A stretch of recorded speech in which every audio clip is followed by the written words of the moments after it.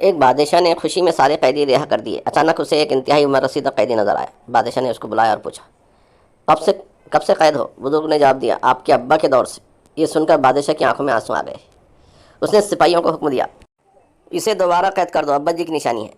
बड़ी कन्फ्यूज़न हुई थी जब बायोलॉजी के टीचर ने पढ़ाया सेल का मतलब जिस्म के सेल, फिजिक्स के टीचर ने पढ़ाया सेल मतलब बैटरी, इकोनॉमिक्स के टीचर ने समझाया सेल मतलब फ़रोख्त, हिस्ट्री के टीचर ने पढ़ाया सेल मतलब जेल, अंग्रेज़ी के टीचर ने पढ़ाया सेल मतलब मोबाइल।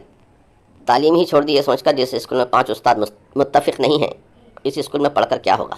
सच्चा इल्म तब मिला जब बीवी ने बताया सेल मतलब डिस्काउंट। एक औरत डॉक्टर के पास गई। औरत, डॉक्टर मुझे बहुत नींद आती है, हर वक्त सोई रहती हूँ। डॉक्टर, आप कौन सा मोबाइल इस्तेमाल करती हैं? औरत, 3310।